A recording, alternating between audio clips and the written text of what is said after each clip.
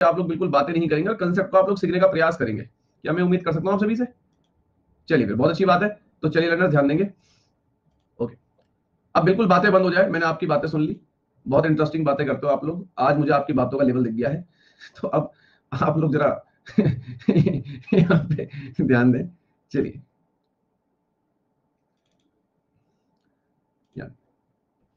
Okay, तो यहाँ पे थे हम लोग, इफ आई एम राइट, ध्यान दो। चलो, तो जैसे कि हम सभी जानते हैं कि हम लोगों ने एक बहुत कॉमन सी बात सीखी थी कि ये इक्वेटर वाला जो रीजन है, मैंने आपसे कहा था कि यहाँ पे लो प्रेशर है। लो प्रेशर क्यों है सब जानते हैं। मैंने आपसे कहा था कि यहाँ पर जो है 30 पे हाई प्रेशर होगा, और मैंने कहा था कि यहाँ पे भी जो है हाई प्रेशर है। यू रिमेंबर कि जो है ऐसे हवा जो है यहाँ पे आके गिर रही थी, लाइक, और यहाँ पे हाई प्रेशर बन गया था। यहाँ तक सभी क्लियर है? ठीक है, चलो तो ध्यान देंगे अब आगे। अब हम लोग एक कंसेप्ट सीख रहे थे, आज हम सारी विड और ये फेरल सेल, हार्डले सेल, सारी सेल्स को भी कवर करेंगे। ठीक है, सेल्स क्या होती हैं, जैसे कि आप यहाँ पे देखेंगे डायग्राम में, यहाँ पे आपको दिख रही होगी पोलर सेल दिख रही होगी, पैरल सेल दिख रही होगी, हार्डले सेल दिख रही है। हाँ, we have to cover all this cell today. आज ही क्लास में आपको बिल्कुल समझा दूंगा सेल्स का काम क्या होता है basically, what which kind of role they are playing in the basically atmospheric circulation. Okay, तो चलो तो ध्यान देंगे यहाँ पे। अब मुझे किसी बच्चे का फालतू कोई कमेंट नहीं चाहिए, शांति से बिल्कुल। मैं पहले बता रहा हूँ, खासकर दीपेश और ये जो, थोड़ा अपना कमेंट संभाल के जरा, है ना, इनडिसिप्लिन कार्रवाई बिल्कुल नहीं क्लास में, आराम से बैठ के शांति से पढ़ो। चलो, तो हम लोगों ने एक बहुत अच्छा कंसेप्ट सीखा था सर, कि जो हमारा प्रेशर ग्रेडियंट है, जो हमारा प्रेशर ग्रेडियंट है, it is always perpendicular to, जो हमारा प्रेशर ग्रेडियंट है, it is always perpendicular to isobar. I am right? I am right? Remember कि जो प्रेशर ग्रेडियंट है, it is always perpendicular to isobar. मैं उम्मीद करता हूं ये बातें सबको पता होंगी, इसमें तो कोई दिक्कत नहीं है, सारी बातें मैं आपको बता चुका था। अब जरा थोड़ी सी कहानी पे आगे चलते हैं। ठीक है, इस कंसेप्ट को ध्यान में रखना। अब मैं यहाँ पे एक सर्कल पहले आपके सामने बना दूं ताकि आपको दिक्कत ना हो। जस्ट इमेजिन की अर्थ होगी, दिस इज आवर अर्थ, और मैंने जो है बीच में ये भूमध्य रेखा यानी कि इक्वेटर बना दी। कितने डिग्री पे? 0 डिग्री पे बना दिया मैंने इसको, ध्यान दो, 0 डिग्री पे ये हो गया हमारी भूमध्य रेखा यानी कि इक्वेटर। ठीक, और मैं यहाँ पे लाइन जो है ना मार्क कर रहा हूँ, उन्हें आप ध्यान से देखेंगे। अब बिल्कुल कॉन्सेंट्रेशन सबका यहाँ पे, बीच में हम लोग ब्रेक लेंगे, तब हम लोग बात करेंगे, बट अभी बिल्कुल नहीं। ये हो गया, और यहाँ पर जो है मैं इसे कहता हूँ कि ये भी चलो मैं मान लेता हूँ 30 degree. 30 degree, we all know that कि यहाँ पे जो है हाई प्रेशर, इक्वेटर पे आपका low pressure, and again 30 degree पे जो है हाई प्रेशर। अब बात क्या है कि आप लोगों ने मुझसे एक बात सीखी कि सर विंड जो है, विंड यानी कि मूवमेंट ऑफ एयर, हवा का चलना, पवनों का चलना, पवनों का चलना यानी कि विंड। मैंने आपसे एक बात कही थी कि विंड हमेशा हाई प्रेशर से लो प्रेशर की तरफ जाती है। इसमें कोई दिक्कत किसी को? इसमें तो कोई दिक्कत नहीं है कि विंड हमेशा हाई प्रेशर से लो प्रेशर की ओर जाती है। तो इट मींस कि अगर यहां पे हाई प्रेशर है तो विंड ऐसे आ रही होगी, जरा देख के बताओ। देखो मैं हाई से लो जा रहा हूं, इक्वेटर पे लो प्रेशर है और 30 डिग्री पे हाई प्रेशर है, तो देखो मैं हाई से लो की तरफ आ रहा हूं क्या? चेक करके बताओ, आ रहा हूं क्या? मैं ध्यान से देखो, आ रहा हूं। और क्या मैं यही चीज कह सकता हूं कि ये तो ऊपर जो है उत्तरी गोलार्ध यानी कि नॉर्दर्न हेमिस्फीयर में चीज चल रही है, अगर मैं दक्षिणी गोलार्ध यानी कि सदर्न हेमिस्फीयर की बात करूं तो यहाँ पे भी जो है ये चल रहा है। जरा मेरा ध्यान से जो है देख के बताओ, है ना, है ना, नो, ये चल रहा है, ये चल रहा है, ये चल रहा है, हाँ या ना? ठीक है, तो आप जरा यहां पे मैंने ब्लू टिक मार दिया। इस ब्लू टिक से ऊपर ऊपर वाला जो एरिया है, इस ब्लू टिक से ऊपर ऊपर वाला जो एरिया है उसको मैं कह सकता हूं नॉर्दर्न हेमिस्फीयर, उत्तरी गोलार्ध। इस टिक से नीचे नीचे वाला जो एरिया है उसे मैं कह सकता हूं दक्षिणी गोलार्ध, सदर्न हेमिस्फीयर, हाँ या ना? बिल्कुल। अब आप दोनों हेमिस्फीयर में देख लो कि विंड जो है आपकी हाई प्रेशर से लो प्रेशर की ओर ही आ रही है, हाई से लो की ओर ही आ रही है। क्लियर हो गया? लेकिन जब हम ये डायग्राम देखते हैं, जब हम इस डायग्राम को देखते हैं तो यहां पे एक बहुत बड़ी प्रॉब्लम है सर। यहां देखिए जरा, यहां देखिए, जब इस डायग्राम को हम देखते हैं तो यार ये जो हवाएं आ रही हैं, चलो यहां पे मान लो 30 डिग्री, एक सेकंड,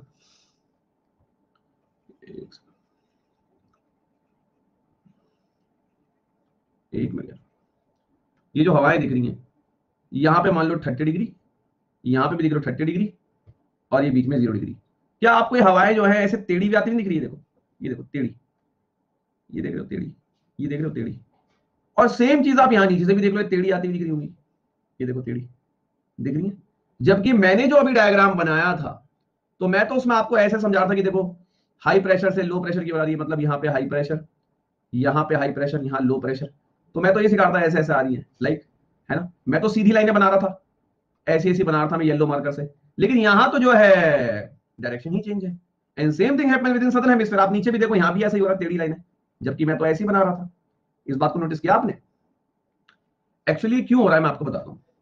अब इस डायग्राम पे वापस आ जाओ जो हमने बनाया था। अब प्लीज यहां देखेंगे, अपने कमेंट्स बिल्कुल बंद है। अब ये सब क्यों हो रहा है? ये कंसेप्ट हमें जो है सीखना है। फिजिकल ज्योग्राफी, ये मान लो कि ज्योग्राफी जो है, फिजिकल ज्योग्राफी अगर नहीं आई तो भूल जाना, कभी ज्योग्राफी आएगी भी आपको। फिजिकल ज्योग्राफी से मैं लिंक कर दूंगा पूरी वर्ल्ड ज्योग्राफी और इंडियन ज्योग्राफी को भी। तो ये बहुत अहम है, इसके कंसेप्ट सीखने, ये सबसे टिपिकल सब्जेक्ट है ज्योग्राफी में, ध्यान रखना। अब हमें पता है कि सर ये विंड जो है ऐसे ऐसे आ रही है, ऐसे ऐसे दिख रही है सर हमें, तो ये ऐसे ऐसे, आपने तो सर सीधी बना दी थी। और यहां से अगर हम देखें तो यहां से लाइक दैट, ओके, ऐसे डायरेक्शन ऐसे है, टेढ़ी सी है। क्यों है सर ये? देखो इसका एक बहुत अच्छा रीजन मैं आपको बताता हूं। ये विंड का जो डायरेक्शन है टेढ़ा क्यों हो गया? ऐसा इसलिए हो गया बिकॉज गाइस मत भूलिए, जो अर्थ है रोटेट कर रही है, पृथ्वी रोटेट घूम रही है अपनी एक्सिस में, पृथ्वी गोल गोल घूम रही है, पृथ्वी अपनी एक्सिस पे गोल गोल रोटेट कर रही है। Just because of rotation, rotation के कारण, रोटेशन के कारण अब हवा घूम रही है ना। अब हवा पहले मैंने सीधी बना दी, मैं तो जो है हवा ऐसी बना रहा था, यहां देखेंगे मैं तो हवा ऐसी बना रहा था, ऐसी ऐसी ऐसी ऐसी ऐसी। लेकिन बिकॉज ऑफ रोटेशन, पृथ्वी के घूमने के कारण ये हवा ऐसे ना आकर ये ऐसे को घूम गई। ऑब्वियस सी बात है, तुम एक झूले में बैठ जाओ, गोल गोल वाले घूमने वाले झूले में, एक झूला है वो गोल गोल घूम रहा है, तुम उसमें बैठ जाओ।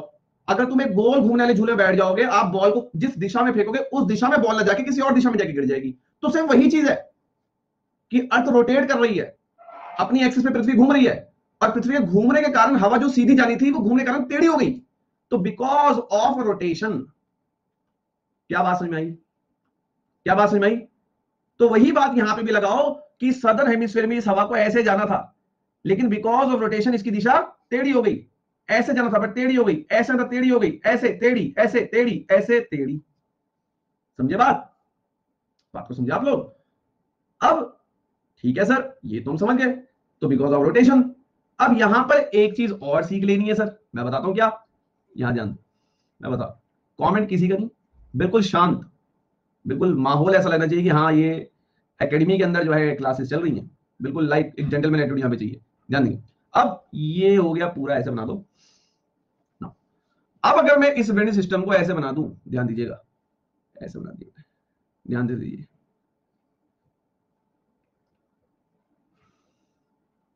और अब जो है मैंने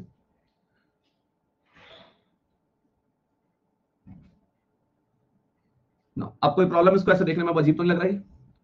अब देखने में अजीब तो नहीं लग रहा है? Are sure? क्यों टेढ़ी हुई? क्लियर है? पक्का? चलो, रोटेशन के कारण।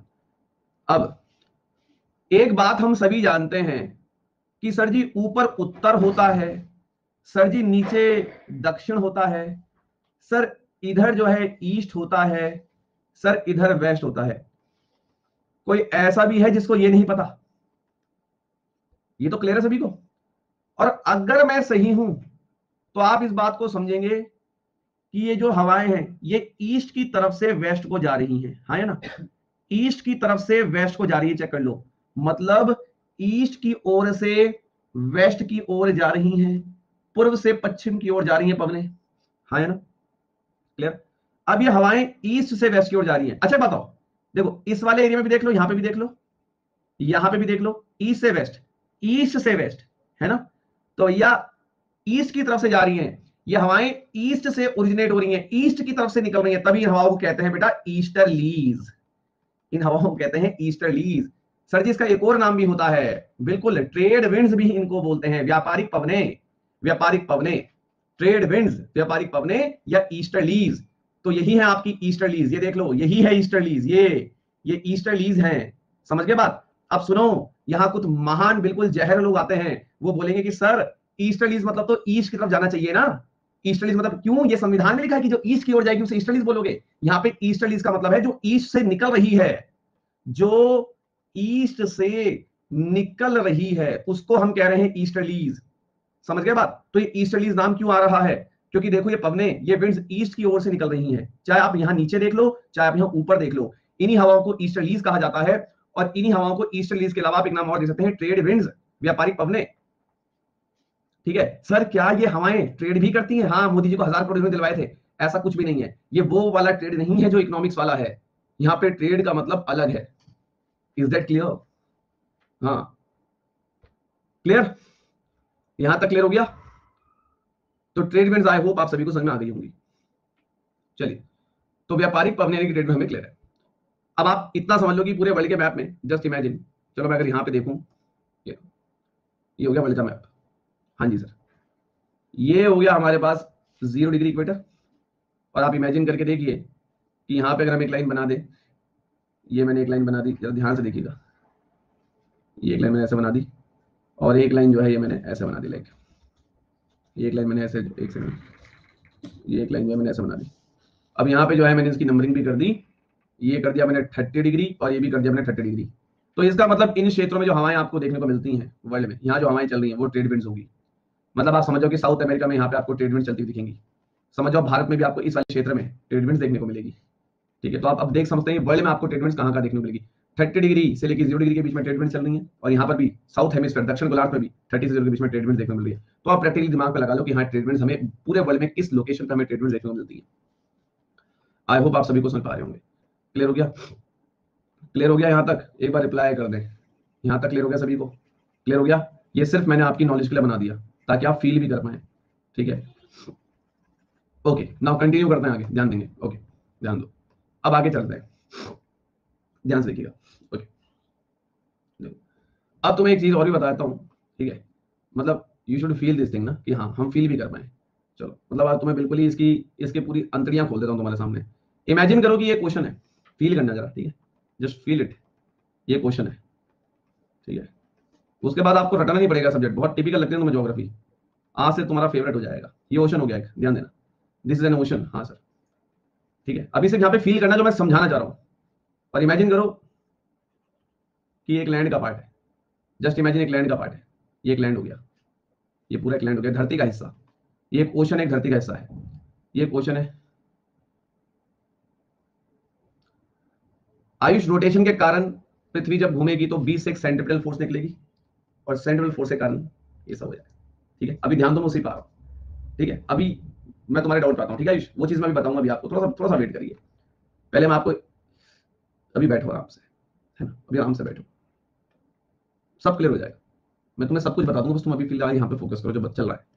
ये एक लैंड धरती है, यहाँ पे तुम्हारे घर वगैरह बढ़िया फर्स्ट क्लास बने हुए। ठीक है, इस कंसेप्ट के बाद ही तुम्हें लग जाएगा कि हाँ यार, मैं कह रहा हूँ इसे पढ़ लो, पूरे वर्ल्ड में जहां उंगली रखोगे वहां बता दोगे कहां बारिश होगी कहां बारिश नहीं होगी। अभी ध्यान दो, इसी कंसेप्ट का बता दोगे आप। अब एक हवा चल रही है, ये हवा चल रही है, मान लो इस हवा का नाम है ट्रेड विंड, इसी को हम ईस्टर्लीज भी बोलते हैं। जब यह हवा चल रही है, जब यह हवा इस ओशन के ऊपर जा रही है, तो इस हवा ने क्या करा, इस ओशन को बोला ला भाई थोड़ा सा मॉइस्चर मेरे को दे दे। जब यह हवा इस ओशन के ऊपर से जा रही है, तो इस ट्रेड विंड ने इस ओशन को बोला थोड़ी सी नमी मेरे को दे दे। अब जब ये हवा चल रही है ओशन के ऊपर से, तो इस ओशन ने क्या किया, थोड़ा सा मॉइस्चर इस हवा को दे दिया। अब ये हवा ओशन के ऊपर से जा रही थी, इस हवा ने, इस विंड ने इस ओशन से थोड़ा सा मॉइस्चर ले लिया, मतलब ये हवा थोड़ी भारी हो गई। अब इस हवा के अंदर थोड़ा सा पानी हो गया, हवा ओशन के ऊपर से गई, हवा ओशन से मॉइस्चर लेती हुई चली हुई है। ये हवा इस ओशन के ऊपर से गुजर रही है, इस ओशन से हवा ने क्या ले लिया, मॉइस्चर ले लिया। अब इस हवा में मॉइस्चर भी है। अब ये हवा चली चली चली चली, अब हवा का जो है प्रेशर, मतलब हवा काफी भारी हो गई, तो हवा ने बोला यार मैं ओशन के ऊपर से निकली, मैंने इतना सारा पानी इस ओशन से कैरी कर लिया, इतना सारा मॉइस्चर मैंने इससे ले लिया। हवा जब ओशन के ऊपर से हवा जब गुजरी, तो ओशन से मॉइस्चर कैरी करती हुई गई, तो हवा जो यहाँ पे पहुंची, इस हवा में काफी सारा मॉइस्चर है, मतलब काफी सारी नमी है, पानी है। अब ये हवा जब यहाँ पे आएगी तो बादल बनाएगी और यहाँ पे बारिश हो जाएगी। जो इसने मॉइस्चर ओशन से लिया वो उसने यहाँ पे उतार दिया। अब इस हवा ने जो ओशन से मॉइस्चर लिया था उसकी तो इसने यहाँ बारिश कर दी। अब ये हवा के अंदर जो पानी था वो तो सारा यहाँ गिर गया, अब ये हवा सूख गई। अब ये सूखी हुई हवा, अब ये सूखी हवा आगे चली, अब ये हवा सूखी हुई है, इसमें कोई मॉइस्चर तो है ही नहीं, तो ऑब्वियसली बात है यहाँ पे तो बारिश कहीं होगी होने वाली नहीं है। इसका मतलब यहाँ पे सूखी जगह, यहाँ पे आपको डेजर्ट बनते हुए दिखेंगे। बारिश तो शुरू में हो गई, सारा मॉइस्चर बारिश के रूप में ही निकाल दिया, हवा सूखती हुई आगे गई, सूखी हुई हवा कोई बारिश तो करेगी नहीं, तो यहाँ डेजर्ट बनेंगे। अब इसका मतलब ये समझ लो कि पहले ओशन ओशन के बाद बारिश और फिर डेजर्ट, ओशन, ओशन के बाद बारिश और फिर डेजर्ट, ओशन, ओशन के बाद बारिश और फिर डेजर्ट। आओ मैप में यहां देखेंगे, ये हवा है, हवा समुद्र के ऊपर है, देखो ध्यान से, हवा समुद्र के ऊपर है, समुद्र ला मॉइस्चर दे दे, इसने समुद्र से मॉइस्चर ले लिया और यहां बारिश करवा दी, सारा मॉइस्चर खत्म, यहां बन गया डेजर्ट, यहां बन गया desert. Same thing happens with यहां पे, ये हवा ऐसे चल रही है, ऐसे चल रही है, डायरेक्शन भी देख लेना, हवा चली ऐसे, हवा ने कहा ला समुद्र मॉइस्चर दे, इसने मॉइस्चर ले लिया, यहां पे बारिश, आगे डेजर्ट। मतलब हवा ने यहां से मॉइस्चर लिया, समुद्र के ऊपर से हवा ने मॉइस्चर लिया, यहां बरसा दिया बारिश, अब हवा ड्राई हो गई है, यहां कोई बारिश नहीं, मतलब यहां बन गया डेजर्ट। ये लो, कहीं उंगली रख लो, वाले में बता दो कहां बारिश हो गई।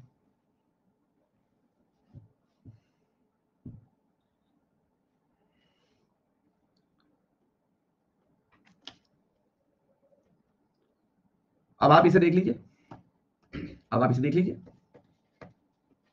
वही है, वही है, ये पर्टिकुलरली फिलहाल मैंने ईस्टर्लीज के लिए बताया है, ईस्टर्लीज में देखो सिर्फ वर्ल्ड के अंदर, और कहीं नहीं देखना, जहां पे ईस्टर्लीज है सिर्फ वहीं की बात कर रहा हूं मैं अभी, ये नहीं कि यहां पे भी देखने लग जाओ अभी, ये नहीं कि आप यहां भी देख रहे हो, यहां नहीं देखना अभी, और भी रीजन हो सकते हैं, अभी मैंने सिर्फ ईस्टर्लीज की बात करी, मतलब इस सेगमेंट में, ये सेगमेंट, समझ गया बात, क्लियर। अब आओ, हाँ 0 से 30 के बीच हम जो बात कर रहे हैं किसकी कर रहे हैं, 0 से 30 के बीच, सिर्फ यहां की बात कर रहे हैं, समझ गए, इतना समझ गए, हाँ वही वही कह रहा हूं। अब आगे चलिए ना, अब जो है सब बताएंगे यार अंकित कपूर, एक रीजन आप इसे कह सकते हो, और भी रीजन होते हैं, और भी रीजन पढ़ेंगे जब हम अभी आगे चर्चा करेंगे, ठीक है। ये देखो, अरे 30 से 0 के बीच में ईस्टर्लीज तो दिख रही है, तो मैं मैप में और क्या दिख रहा है, ये 30 हो गया, ये 0 हो गया, इसके बीच में ईस्टर्लीज तो है, ये क्या लिखा है यहाँ पे, ट्रेड विंड्स को ईस्टर्लीज कहते हैं, क्या बेवकूफ वाली बातें कर रहे हो, तब से क्या समझा रहा हूं, क्लियर है यहां तक, यहां तक डन है, ओके। चलिए ध्यान दें, तो मुझे इतना समझ में आ गया कि अगर मैं कहता हूं कि ये 30 डिग्री है, ये 0 डिग्री है और ये 30 डिग्री, क्या मैं कह सकता हूं यहां देखो, ये पूरी ईस्टर्लीज है 30 से 0 के बीच में, ये पूरी हवा ईस्टर्लीज है, ये पूरी ईस्टर्लीज है, हाँ या ना, ईस्टर्लीज को ट्रेड विंड से बोलते हैं, व्यापारिक पब में। चलो आगे चलो, अब एक कंसेप्ट और सीखना है, यहां देखो कहां गया, ये देखिए, क्या मैं कह सकता हूं ये जो हवा की डायरेक्शन टेढ़ी हुई है, ये जो हवा की डायरेक्शन टेढ़ी हुई है बिकॉज ऑफ रोटेशन का कारण बताया था मैंने, हाँ यार। अब एक कंसेप्ट हमेशा सीखना, प्लीज यहां पे देखें जरा, आराम से आराम से, एक सेकंड यार, एक सेकंड,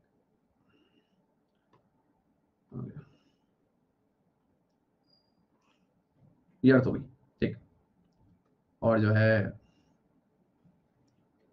ये इक्वेटर हो गया, ये हो गया 0 डिग्री, हाँ यहाँ पे हो गया 30 डिग्री।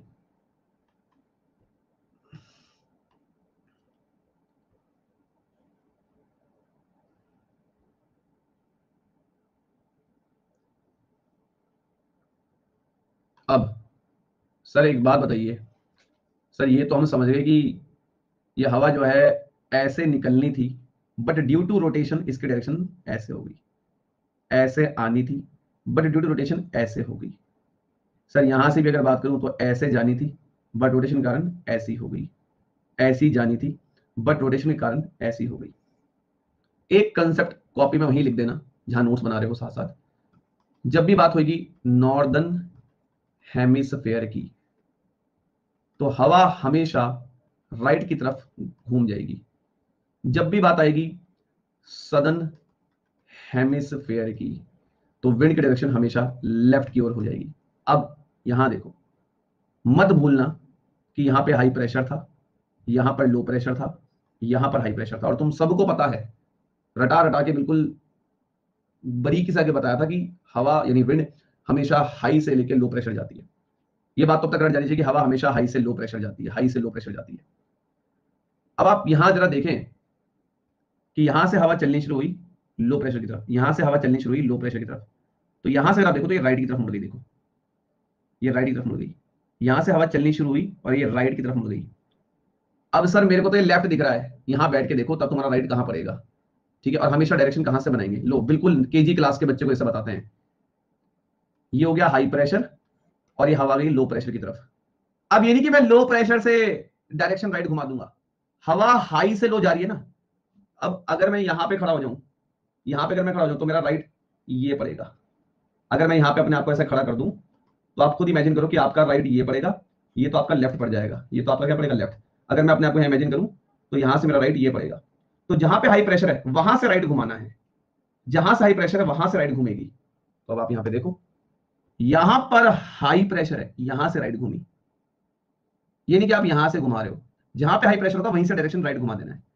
सदर्न हेमिस्फीयर में यहां हाई प्रेशर है, यहीं से लेफ्ट घूमेगी, मतलब राइट और लेफ्ट हाई प्रेशर से ही आपको घुमाना है।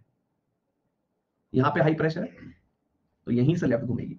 तो हमेशा ध्यान रखना कि नॉर्दर्न हेमिस्फीयर में आप विंड का जो डायरेक्शन है वो राइट हो जाता है because of rotation. And same principle apply over here कि सदर्न हेमिस्फीयर में भी, सदर्न हेमिस्फीयर में भी जो है रोटेशन कारण विंड का डायरेक्शन लेफ्ट की तरफ हो जाता है। क्या ये कंसेप्ट समझे?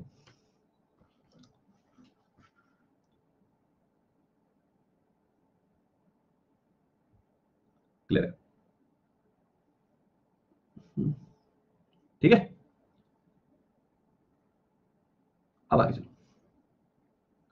आगे चलो, अब आगे बढ़ते हैं। ध्यान, ट्राई सेलुलर मॉडल।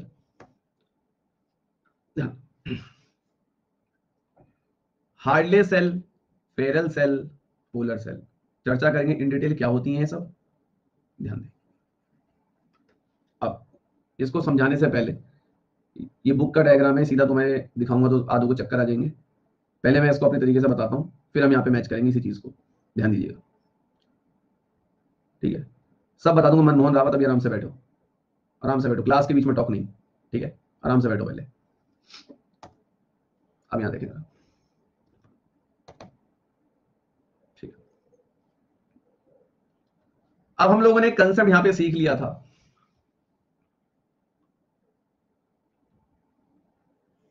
ये हो गया, एक मिनट ध्यान से, ये हो गया। और इसको मैंने यहाँ पे बोला 0 डिग्री, इसको यहाँ पे बोला मैंने 30 डिग्री, इसको मैंने बोला यहाँ पे 30 डिग्री। आगे जो है, मैं शिवानी अपने डायग्राम पे ज्यादा बिलीव करता हूँ, क्योंकि समझाने के लिए मैं खुद बताऊंगा वो ज्यादा अच्छा रहेगा। बुक वाला डायग्राम तब देखो जब आपको समझ में आ गया कंसेप्ट, तब वो आपको रट जाएगा। ओके, अब क्या है, सभी लर्नर्स यहाँ बिल्कुल ध्यान से देखेंगे। ये हम थोड़ा और आगे खींच लेते हैं। ये हमने खींच दिया 90 डिग्री, और हमने खींच दिया यहाँ पे 90 डिग्री। अब यहाँ पे मैं क्या करने जा रहा हूँ वो मैं पहले आपको बताने से पहले एक डायग्राम और दिखा दूं। ये जो लाइन है इसे किस तरीके से आपको समझना है, तो पहले मैं आपको एक जनरली फील करवा दूं ताकि आप लोग इस डायग्राम में कंफ्यूज ना हो। जितना बताऊंगा उतना ही सुनना, खुद से दिमाग नहीं मारने का।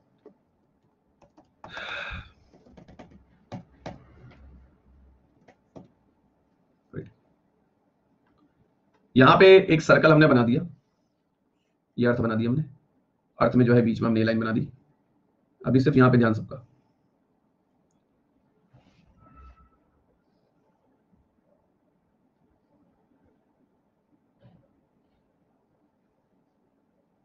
नो, अब देखेंगे हम 0 डिग्री पे इक्वेटर है, फिर 30 डिग्री, फिर 60 डिग्री, फिर यहाँ पे 90 डिग्री, 0 डिग्री, 30 डिग्री, 60 डिग्री, और यहाँ पे 90 डिग्री। आप सभी को पता है कि यहाँ पर लो प्रेशर था, यहाँ पर हाई प्रेशर था, यहाँ पर हाई प्रेशर था। अगर मैं बात करूँ इस वाले रीजन की, तो ये रीजन तो हमने कवर कर लिया है पूरा। यहाँ पे हमें पता है ईस्टर्लीज यानी कि ट्रेड विंड्स हमें देखने को मिलती है। अब हमें ये 30 से 90 वाला रीजन कवर करना है अर्थ का, कि 30 डिग्री से 90 डिग्री तक कौन सी हवाएं चलती हैं, और सेम चीज नीचे 30 से 90 कौन सी हवाएं चलती हैं। तो ये जो लाइन आपको यहाँ दिख रही है ना, 0 30 60 90, 0 30 60 90, ये मैंने यहाँ बनाई है, फील कर पा रहे हो? अब बताओ, कंफ्यूजन तो नहीं होगा? क्लियर है? इट मीन्स कि मुझे पता है कि इस रीजन में मुझे पता है मेरी कौन सी चलती है, ईस्टर्लीज चलती है। इस रीजन में मेरी कौन सी चलती है, ईस्टर्लीज चलती है। घबराने की जरूरत नहीं है, सब समझ में आ जाएगा। बस क्लास में रेगुलर यहाँ ध्यान, इतना आसान बना दूंगा, तुम्हें कभी ये टिपिकल जो वर्ड्स होते थे कभी दिक्कत नहीं होगी। बस यहाँ ध्यान देना, बिल्कुल घबराने की जरूरत नहीं है। ये ईस्टर्लीज हो गई, तो हमें पता चल गया यहाँ से यहाँ के बीच में ईस्टर्लीज है। और हमें ये बात पहले से सर ने सिखाई है कि यहाँ पे जो है लो प्रेशर था और यहाँ हाई प्रेशर था, यहाँ हाई प्रेशर था। बस अब हम आगे बढ़ने जा रहे हैं, जो बेसिक्स हमने जान ली। अब क्या होता है कि अगर पृथ्वी का ये वाला पार्ट देखोगे, मतलब ये वाला पार्ट, कहां गया डायग्राम, आजा, ये वाला जो पृथ्वी का पार्ट है लर्नर्स, ध्यान देंगे यहाँ, इसे हम बोलते हैं पोलर रीजन, इसे हम बोलते हैं नॉर्थ पोल, नॉर्थ पोल, इसे हम यहाँ पे बोलेंगे साउथ पोल, साउथ पोल। ये जो पोल वाला पार्ट है ये बहुत ठंडा है, बहुत बहुत ठंडा है। क्यों? क्योंकि इस रीजन में सूरज की किरणें डायरेक्टली नहीं पहुंच पाती। ये काफी ठंडा रीजन है, बहुत ठंडा है। ये जो साउथ वाला रीजन है ये भी काफी ठंडा है, बिकॉज यहां पर भी सूरज की किरणें जो डायरेक्टली नहीं पहुंचती, इसलिए ये रीजन, ये पोल वाला रीजन देखो यहाँ पे, ये 90 वाला रीजन, ये रीजन और ये रीजन जो मैंने पर्पल मार्कर से बनाए हैं, ये काफी ठंडे हैं क्योंकि यहां पे सूरज की किरणें डायरेक्टली नहीं पहुंच पाती। अब अगर ये काफी ठंडे हैं, इसका मतलब यहां पे ठंडी हवा होगी। अगर ये काफी ठंडे हैं, इट मींस यहां पे ठंडी हवा होगी। और हमेशा ध्यान रखना, जो ठंडी हवा होती है वो भारी होती है, और जो हवा भारी होती है वो नीचे ही बैठती है। जो हवा भारी होती है वो नीचे ही बैठती है। जो हवा भारी होती है वो नीचे ही बैठती है, नीचे बैठती है। इट मींस जब हवा यहां नीचे बैठेगी तो यहां पर हाई प्रेशर, इट मींस जब हवा यहां नीचे बैठेगी इट मींस यहां हाई प्रेशर। क्लियर? क्लियर? ठीक है, समझे बात? फिजिक्स मैं लगाऊंगा ही नहीं, क्यों लगाऊंगा? ह्यूमैनिटीज का सब्जेक्ट है, मैं तो सब वहीं रखूंगा, मैं क्यों लाऊं फिजिक्स बीच में? फिजिक्स नहीं लानी है बीच में, it is a subject of humanities और हम वहीं रखेंगे। वरना पढ़ लो जाकर लैम्डा थीटा रेडियस, फिर हो जाएगी ज्योग्राफी, फिर जहर हो जाएगा बिल्कुल। अभी यहाँ जो चल रहा है उसको देखो, यहाँ ठंडी हवा है, यहाँ काफी ठंडा है। ठंडा है तो ठंडी हवा होगी, ठंडा है तो ठंडी हवा होगी, और ठंडी हवा भारी होती है इसलिए वो हमेशा नीचे बैठती है। अब हवा अगर नीचे बैठती होगी तो यहाँ हवा जब नीचे यहाँ पे बैठ रही होगी, हवा पहले, अब आप सोचो ना यहाँ पे ठंडी हवा है, ठंडी हवा नीचे बैठती है तो नीचे प्रेशर लग रहा है काफी ज्यादा, इस रीजन में काफी प्रेशर है। ठंडी हवा नीचे बैठ रही है सारी, तो ठंडी हवा नीचे बैठी तो यहाँ पे हाई प्रेशर बन रहा है, यहाँ पे भी हाई प्रेशर बन रहा है। सेम सिचुएशन यहाँ पर भी और यहाँ पे भी। समझ में आया? समझ में आया? अब मुझे एक चीज बताओ, इस फिगर को देख के एक बात क्लियर हो गई कि 90 डिग्री पे हाई प्रेशर है, 30 डिग्री पे भी हाई प्रेशर है, हाँ या ना? 90 डिग्री पे हाई प्रेशर है, यहां देखो 30 डिग्री पे हाई प्रेशर है। अब ये तो कंफर्म है कि हाई से हाई प्रेशर कभी हवा नहीं चलती। ये तो कंफर्म है कि हाई प्रेशर से हाई प्रेशर कभी हवा नहीं चलेगी, नॉट पॉसिबल। तो इसका ये मतलब हो सकता है कि अगर यहां हाई प्रेशर है, यहां हाई प्रेशर, तो कंफर्म है कि बीच में क्या होगा? लो प्रेशर होगा, ताकि हवा ऐसे चल जाए, हवा ऐसे चल जाए। तो मतलब इट मींस, दिमाग लगाओ, यहां पर क्या होगा? लो प्रेशर होगा, लो प्रेशर होगा।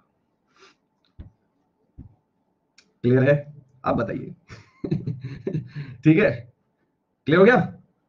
चलिए, तो अब जो है इतनी बात मुझे समझ में आ गई कि यहां लो प्रेशर कैसा है। ठीक है, ओके। तो अब इतना हम लोग समझ में, तो दिमाग खोल के रखना है अपना, तभी जो है समझ में आएगा, है ना? तो हमने जो है आगे तक का कहानी बना ली। नहीं, रटना नहीं है इसे, ठीक है अंकित कपूर? जो क्यों क्यों क्यों रटने, क्यों रट रहा है वो, है ना? रटना क्यों है?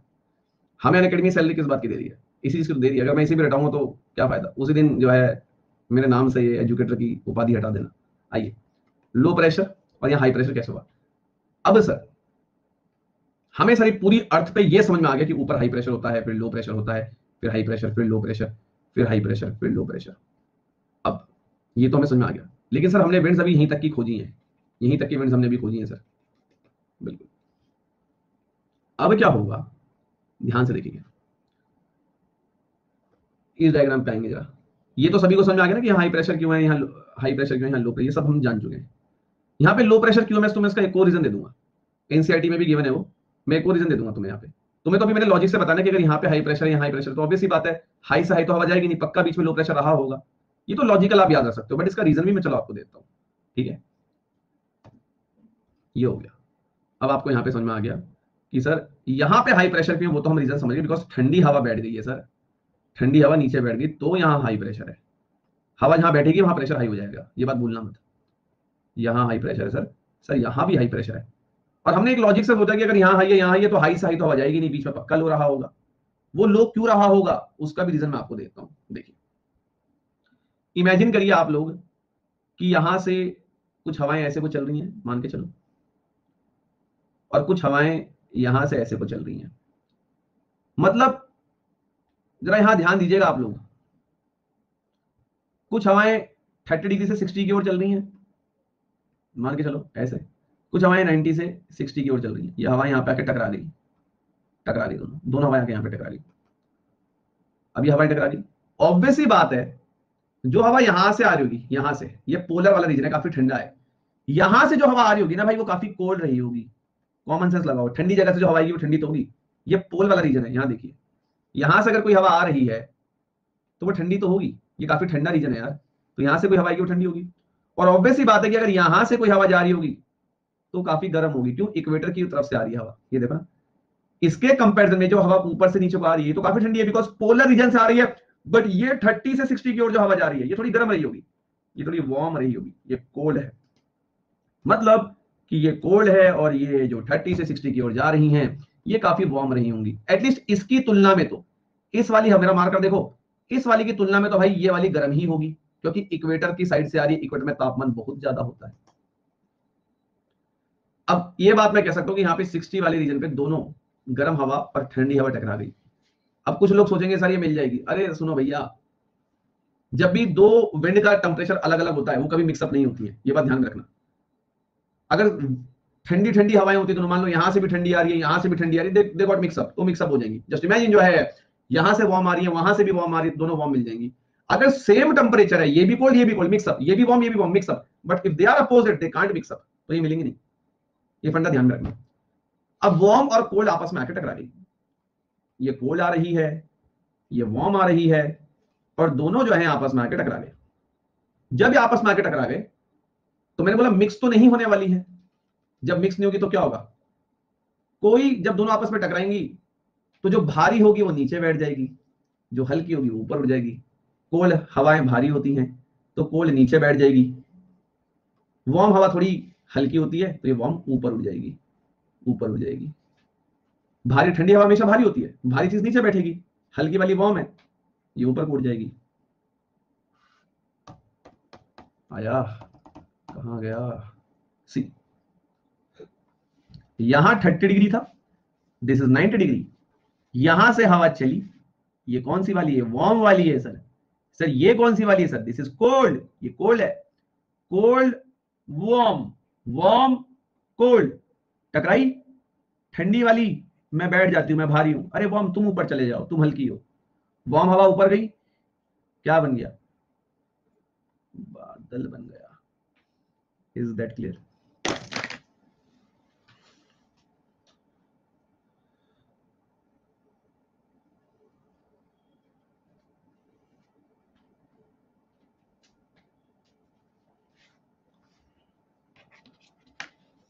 ठीक,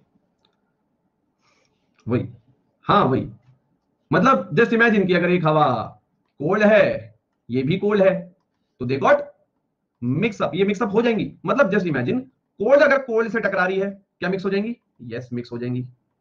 वार्म अगर वार्म से टकरा रही है, यस मिक्स हो जाएंगी। बट अगर यहां से कोल्ड आई वहां से वार्म आई, क्या ये मिक्स होंगी, नो, नेवर। चलो क्लियर यहां तक, यहां तक क्लियर है, पहले बताओ, अब आगे चलो। चलो तो अब जब मुझे पता है, अभी बात करेंगे ना, अभी वही बात कर रहे हैं, मैं वही बात कर रहा हूं, वही बात कर रहा हूं, मैं तुमसे वही बता रहा हूं, अभी ध्यान दो, मैं वही चीज बता रहा हूं, अभी यहां ध्यान दो, अभी सुनो, तो अभी टॉपिक खत्म नहीं हुआ, वही निधि मैं वही बता रहा हूं, मुझे बोलने का मौका दोगी निधि, मैं वही बता रहा हूं, मैं वही बता रहा हूं, उस पर मुझे आंसर दो। अब देखो यहाँ पे कुछ बच्चे बोल रहे हैं कि सर जब ये कोल्ड यहाँ नीचे बैठेगी, देखो कई बच्चों के मन में बहुत जेन्युइन डाउट आ रहा है, बिल्कुल ये डाउट आना भी चाहिए कि सर जब ये कोल्ड हवा यहाँ नीचे बैठेगी तो सर यहाँ तो हाई प्रेशर बनेगा ना। अरे यार, अगर यहाँ पे कोल्ड नीचे बैठ रही है ना, सुनो मेरी बात, तो इतनी ज्यादा नहीं है, ये इतनी ज्यादा कोल्ड हवा नहीं है कि यहाँ पे हाई प्रेशर बना देगी, मत भूलो बगल में वार्म भी आ रही है, ठीक है, बगल में वार्म भी आ रही है, यहाँ पे कोल्ड हवा बहुत ज्यादा है। ये रीजन देखो, ये वाला जो इलाका है ये पोलर रीजन है, यहाँ पे बहुत ज्यादा कोल्ड हवा है, और बहुत ज्यादा कोल्ड हवा जब नीचे बैठेगी तो प्रेशर हाई होगा। यहां तक इतनी कोल्ड हवा थोड़ी आ रही है कि नीचे बैठ के हाई प्रेशर बना देगी, दैट्स व्हाई यहां पे आपको देखने को मिलेगा लो प्रेशर, लो प्रेशर। अब क्लियर है, क्लियर, ठीक है। सुनो तो आप पहले, आप लोग ऐसे सोच रहे हो जैसे कि मैं तो आपको बताऊंगा ही नहीं, आप आराम से तो बैठो, समझ रहे हो बात, क्लियर है, हाँ डन है यहां तक, पहले बताइए, पक्का। अब मैं अगर बोलूं कि यहाँ पे बादल जो है वो कैसे बना, यहाँ पे, यहाँ बादल कैसे बना, ये क्लियर है, यहाँ बादल जो है वो कैसे बना, ठीक है, क्लियर हो गया? अरे अनुभव रुक जाओ यार, मैं गया क्या अभी मॉडल के ऊपर, फिर वही बात, पहले जो चल रहा है उसे सीखो, एकदम से बता दूं सब कुछ। हैव सम पेशेंस यार, तुम तो पुराने स्टूडेंट हो तब भी तुम वही बातें। यहां तक क्लियर है? चलो सर, अब सर क्या है, ये बात हम समझ गए, ध्यान दीजिएगा। तो अब आप लोग पहले बताइए कि पूरी अर्थ में यहां हाई प्रेशर कैसे है, यहां लो, यहां हाई, यहां लो, यहां हाई, यहां लो, यहां हाई, कैसे है? क्लियर है क्या? क्लियर है? क्या मैं कह सकता हूं यहां भी जो है बादल बन जाएंगे? देखो, हाँ यार यहां भी बादल बनेंगे, और ये इक्वेटर पे तो बादल बन ही रहे थे, याद करो लास्ट क्लास, आ रहा है। जब मैं यहां पे पढ़ा दिया करता हूं तो उसके बाद आप इसको एनसीईआरटी से रीड मारें, मेरी ये सलाह रहेगी, आप इस टॉपिक को देखें, आप इसको एनसीईआरटी से रीड करें। जी सी लियोंग अच्छी बुक है, बट बहुत कंप्रेसिव चीजें दे रखी है। मैं तो 6 से 12 की एनसीईआरटी पढ़ी हूँ, आपको पढ़ने की नीड नहीं है, ठीक है, लेकिन ये था कि मेरे पास समय था तो मैंने पढ़ लिया, तुम्हें नीड नहीं है। अगर एनसीईआरटी पढ़नी भी है तो सिर्फ 11 12 की पढ़ लो, अगर ज्यादा समय तो 9 की 12 की पढ़ लो, बट अभी नहीं, अभी इतना समय नहीं है। अगर आप सीडीएस और सीएपी की तरीके डोंट गो, बट हाँ जैसे अभी ये टॉपिक मैंने आपको पढ़ाया तो आप इसको, अब आप इसको एनसीईआरटी से रीड करेंगे तो आपको दिक्कत नहीं होगी, ऐसा समझ नहीं आएगी आपको एनसीईआरटी क्योंकि, ठीक है। आगे चले हम, क्विक रिकॉल करने का समय नहीं होता, मैं एक ही बार बताता हूँ, अब मैं क्विक रिकॉल नहीं करूंगा, प्रीतम यहाँ ध्यान देना चाहिए, इसमें भी क्विक रिकॉल कर दो, आधे घंटे से एक ही बात समझा रहा हूँ, कहाँ ध्यान है? क्लियर है यहाँ तक? आगे बढ़े गाइस, अब आगे बढ़े, चलो, ठीक है। क्लाउड्स फॉर्मेशन टॉपिक अभी हम पढ़ेंगे, क्लाउड्स कैसे बनते हैं, ठीक है, समझ रहे हो? क्लाउड्स कैसे बनते हैं सब पढ़ेंगे, अभी क्लाउड का टॉपिक नहीं चल रहा है, अभी एटमॉस्फेयर चल रहा है, तब पढ़ेंगे क्लाउड्स कैसे बनते हैं। अब यहाँ ध्यान दो, देखो, अब आगे देखो, अभी डायग्राम पे वापस आ जाओ, कहाँ गया, चलिए प्लीज यहाँ पे ध्यान दें, जरा बातें कम करें, ये देखिए, चलो सभी लर्नर्स का ध्यान यहाँ पे, बातें जरा रोक लें,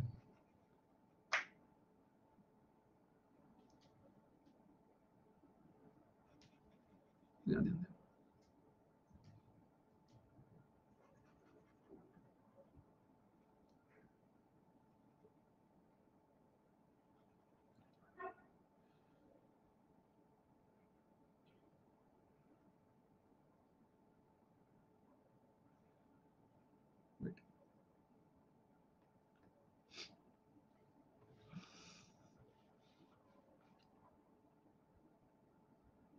ठीक है, अब देखिए जरा डायग्राम को, अब आपके समझ में आ रहा होगा कि हाँ यहाँ पे हाई प्रेशर क्यों है, ध्यान से देखिएगा, यू फील इट कि हाँ यहाँ हाई प्रेशर क्यों है, यहाँ लो प्रेशर क्यों है, यहाँ हाई क्यों है, यहाँ लो क्यों है, ये पूरा आपको क्लियर हो गया। देखिए अब आप सभी जानते हैं, बात बहुत अच्छे से जानते हैं, मुझे रिपीट नहीं करनी पड़ेगी, क्या मैं सही बना रहा हूँ? चेक कर लीजिए एक बार, सही बना रहा हूँ, एक बार आप देख लीजिए, अपनी संतुष्टि कर लो। अच्छा कोई ऐसा राजा बाबू तो नहीं है क्लास में कि सर ये तो वेस्ट की तरफ जा रही हैं, आप इन्हें ईस्टर्लीज क्यों बोल रहे हो? ऐसा कोई राजा बाबू तो नहीं है क्लास में अभी भी? कसम भगवान की, एक बार बोल दो कि सर ऐसा है, ये ईस्टर्लीज है और इसे हम ट्रेड विंड्स भी बोलते हैं। चलो आगे क्लियर हो गया, आगे बढ़े, आगे बढ़े, आगे बढ़े, शैल वी स्टार्ट? चलो अब क्या हो रहा है, यहां पे देखिए हाई प्रेशर है, यहां देखिए, यहां देखिए, यहां हाई प्रेशर है, ऊपर लो प्रेशर है, क्या हवा हाई से लो जाएगी? सही बोल रहा हूं? ठीक, देखिए, तो अब यहां पे आप जरा ध्यान से देखिए, ध्यान से देखिएगा,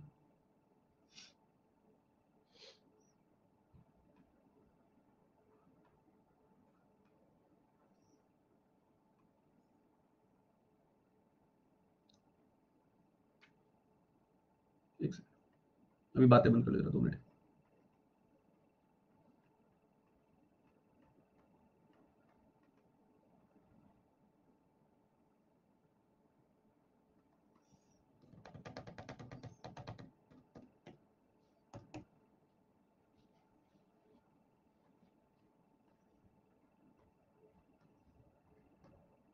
अब देखिए आप, पहले आप यहां पे देखना, जहां मैं उंगली करूंगा यहां पे देखना, यहां लो प्रेशर है जी सर, यहां हाई प्रेशर है। अब आप देखो, हाई प्रेशर से हवा जो है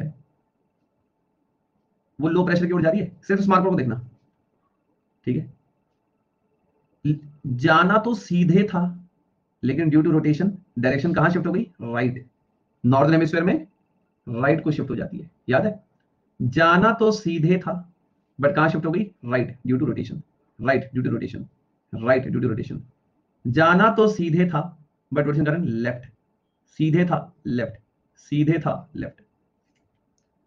अब आप एक चीज बताइए, क्या ये पवने, क्या ये पवने वेस्ट की ओर से निकल रही हैं? क्या ये पवने वेस्ट से ईस्ट की ओर जा रही हैं? यहां देखो, वेस्ट से ईस्ट की ओर जा रही है, निकल वेस्ट से रही है, वेस्ट से निकल रही है, वेस्ट से निकल रही है, वेस्ट से निकल रही है। नीचे भी देखो, ऊपर भी देखो, नीचे भी देखो, ऊपर भी देखो। इन्हीं हवाएं को बोलते हैं वेस्टर्लीज। जो कभी चीजें समझ में नहीं आती थी, आज मजाक बन चुकी है। क्लियर? ठीक है, क्लियर हो गया। और यहीं पे बीच वाली को क्या नाम दे देंगे? Easterlies, easterlies. ये लो। और trade winds, trade winds. Clear? तो कुल मिला के मुझे इतना समझ में आ चुका है कि अब मैं जरा इस वर्ल्ड के मैप को अगर खोल लूं तो मुझे इतना समझ में आ गया है। अगर हम इस वर्ल्ड के मैप को जरा खोल लें, ध्यान से देखिएगा।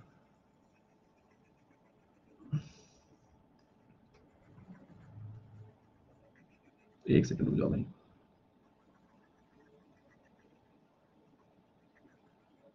ये हो गया वर्ल्ड का मैप।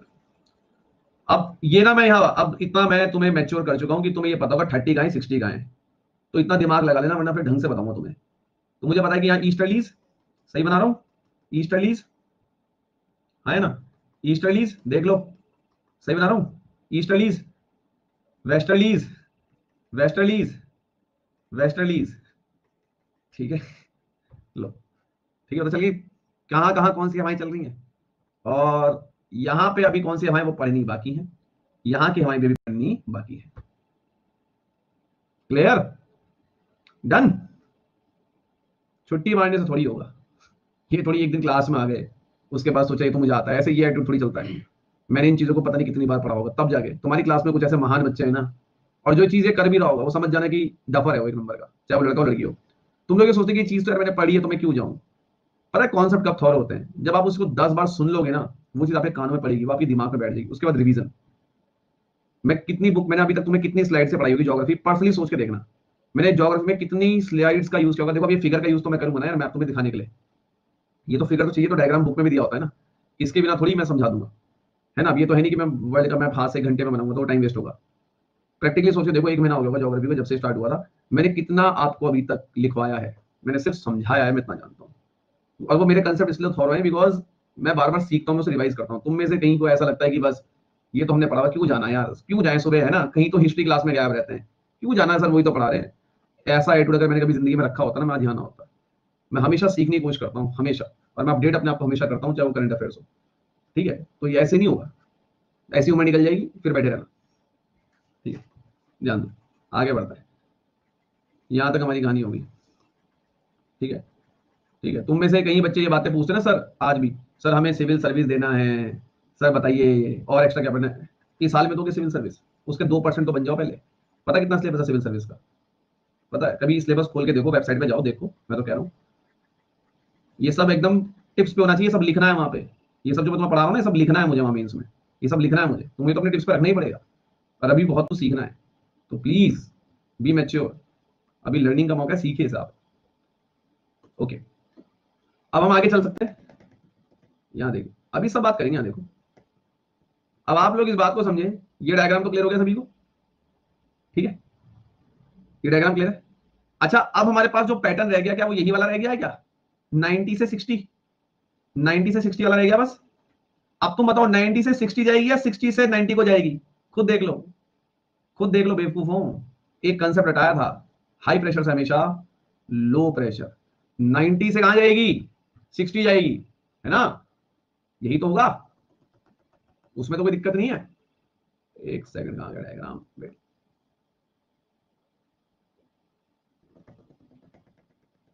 वेरीफाई कर लो, कोई दिक्कत तो नहीं है।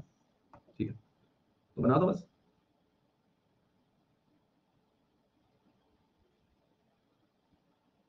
अब कुछ लेजन होंगे सर, दिख नहीं रहा, रुक जाओ, अब दिखेगा। ये लो, ठीक है।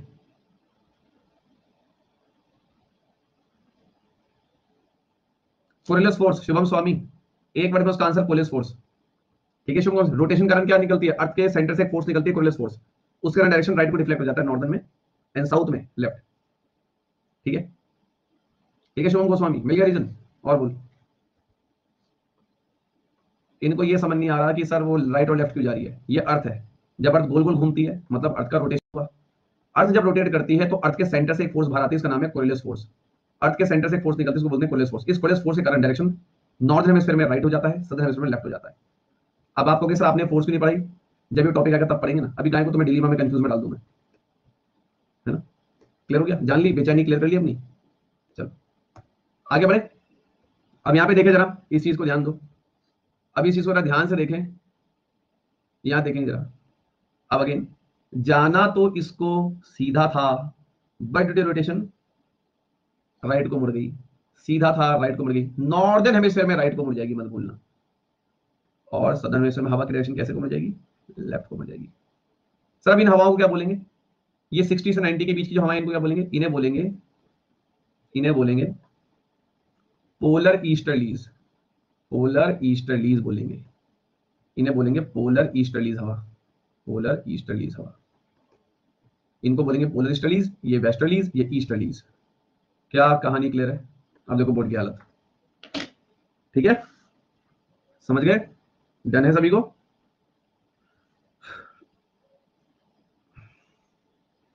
ठीक है,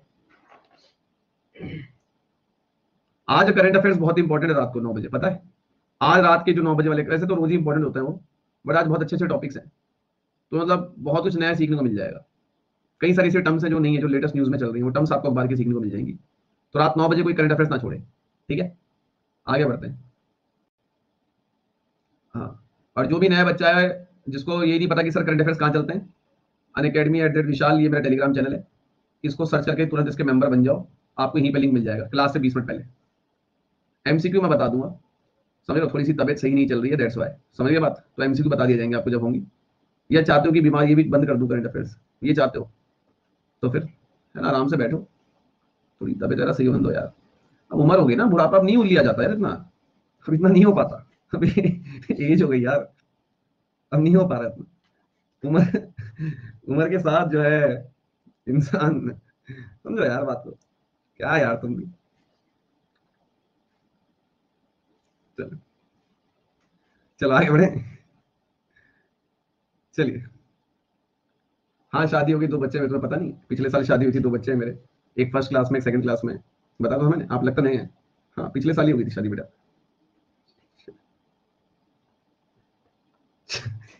क्या यार, मतलब देखा, लोग भी ना जले पे नमक छिड़कते हैं। एक तो क्या हुआ थी, पिछले दिसंबर गया ना, ये लास्ट दिसंबर याद है आपको, जो लास्ट दिसंबर गया, जो लास्ट दिसंबर गया, तो मैं और मेरा फ्रेंड पहली बार गोवा गए घूमने, मैंने कहा चलो गोवा घुमाते हैं। हम ये सोच के गए थे कि इंजॉय करेंगे, घूमेंगे, वहां जिस भी बीच में जाओ वहां कपल ही घूम रहा है शादीशुदा, हम इधर देखे तो कपल, उधर देखे, मैंने भैया यहाँ से चलो, पहले दिमाग खराब हो जाएगा बिल्कुल, वहां से निकले हम। हाँ यार जेलेसी होती है यार, हो अंडरस्टैंड यार। चलो आगे बढ़ते हैं, ये सर भी जो है, आगे बढ़ते, चलिए। तो तुम्हारा मन सही करते हैं, मैंने मूड बनाया तुम्हारा, ठीक है, अब बिल्कुल हंस लिया तुमने, अब आगे बढ़े, चलिए। तो आगे चलते हैं, यहां तक बात हो गई है, चलो क्लियर, हाँ क्लियर है यहां तक, ओके। तो लर्नर्स ये पूरा डायग्राम आपको डाइजेस्ट हो गया, पहले बताइए, ये पूरा डाइजेस्ट है आपको। चलिए, अब देखो यहाँ पे कुछ चीजें हमें जो है जाननी है, उन चीजों को हम लोग समझते हैं, फिर आपकी चीजें और अच्छे से क्लियर हो जाएंगी। तो आपको कई सारे कंसेप्ट क्लियर हो चुके हैं, अब आप अंदाजा लगा सकते हो कि वर्ल्ड में कौन सी हवा कहाँ चलती है, देखो है ना, इतना आप लोग थोड़ा सा दिमाग लगा सकते हैं। तो अब जो है मुझे थोड़ा बोलने का मौका दीजिएगा, मैं थोड़ी आगे चीजें समझा देता हूँ। अब क्या हो रहा है कि इस चीज को अगर यहाँ पे देखें, इस डायग्राम को, अब आपको समझ में आएगा। सबसे पहले मैं आपको इस डायग्राम को दिखाता हूँ, अब कुछ पहले बेसिक्स और सीख लो ताकि आपको फिर दिक्कत ना हो। ये डायग्राम खोलो, ये डायग्राम काम का है, सबसे काम का डायग्राम यही है, ठीक है। अब जैसे कि आप सभी को पता है, प्लीज आई होप कि आप सब यहाँ ध्यान देंगे, तो यहाँ पे ध्यान से देखना, ठीक है। चलिए, तो आप सभी जानते हैं कि सर एक सेकंड, ये 0 डिग्री हो गया सर, और सर ये हमारी जो है यहाँ पे मान के चलते हैं सर 30 डिग्री, सर यहाँ पे मान लेते हैं 60 डिग्री, है ना, सर यहाँ पे जो है 30 डिग्री मान लेते हैं, यहाँ 60 डिग्री मान लेते हैं और यहाँ 90 डिग्री। अब आप देखिए कि पूरी अर्थ का मैप आपके सामने, हल्का सा मैं जूम कर दूं, तो ज्यादा ही जूम हो गया, रुक जाओ, ऐसे ठीक है। अब आप सभी को पता है कि हमारी अर्थ में कहीं सारी प्रेशर बेल्ट है सर। सबसे पहले जो 0 डिग्री है, जहां पे लो प्रेशर होता है, जहां पे लो प्रेशर होता है, इसको हम बोलते हैं equatorial low pressure belt. Equatorial low pressure belt, इसका नाम डोलड्रम्स भी होता है। सर हम इसे डोलड्रम्स क्यों बोलते हैं, वो भी आप सीखेंगे, थोड़ा सब्र। तो आपको इक्वेटर पे जो बेल्ट दिख रही है, इसको हम बोलते हैं इक्वेटोरियल लो प्रेशर बेल्ट, जहां पे लो प्रेशर होता है। फिर जहां पे यहाँ पे आपका हाई प्रेशर था 30 डिग्री पे, याद करो, यहाँ पे आपका हाई प्रेशर था, ये दो बेल्ट, इनको क्या बोलते हैं, सब ट्रॉपिकल हाई प्रेशर बेल्ट। इसे हम बोलते हैं सब ट्रॉपिकल हाई प्रेशर बेल्ट, सब tropical high pressure belt 30 degree पे। तो तीन बेल्टें हो गई, एक हो गई इक्वेटोरियल लो प्रेशर बेल्ट जहां पे लो प्रेशर होता है 30 डिग्री पे, सब ट्रॉपिकल हाई प्रेशर बेल्ट, ठीक है, सब ट्रॉपिकल हाई प्रेशर बेल्ट तीन होगी। उसके बाद आगे चलेंगे 60 डिग्री पे, सब पोलर लो प्रेशर बेल्ट, सब polar low pressure belt, same सब पोलर लो प्रेशर बेल्ट। उसके बाद बिल्कुल और लास्ट में आ जाओ, ठीक है, यहाँ पे आपको मिलेगी high pressure belt, high pressure belt और हाई प्रेशर बेल्ट। तो अगर मैं सही हूं तो मेरी गणित अगर सही है, देख लो, एक बेल्ट, दो बेल्ट, तीन बेल्ट, चार बेल्ट, पांच बेल्ट, छह बेल्ट, सात बेल्ट। तो टोटल बेल्ट अर्थ पे कितनी है, काउंट करो कितनी है, 7 है। क्लियर हो गया। तो अगर आज आपसे कोई पूछे कि पूरी पृथ्वी पे कितनी बेल्ट है भैया, 7, कितनी है, 7, ठीक है। अब सर मुझे तो सिर्फ ये जानना है कि नॉर्दर्न हेमिस्फेयर में कितनी है। यहां देख लो, बाद में मैं बताऊंगा, रिपीट नहीं करूंगा मैं। यहां देखो, हाई प्रेशर बेल्ट एक, सब पोलर लो प्रेशर बेल्ट दो, सब ट्रॉपिकल हाई प्रेशर बेल्ट तीन, और सब ये इक्वेटोरियल लो प्रेशर बेल्ट चार।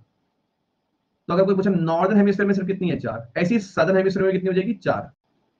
हाई प्रेशर बेल्ट, सब पोलर प्रेशर बेल्ट, सब ट्रॉपिकल प्रेशर बेल्ट और इक्वेटोरियल लो प्रेशर बेल्ट। अब ये दोनों में काउंट होगी, ये कॉमन है।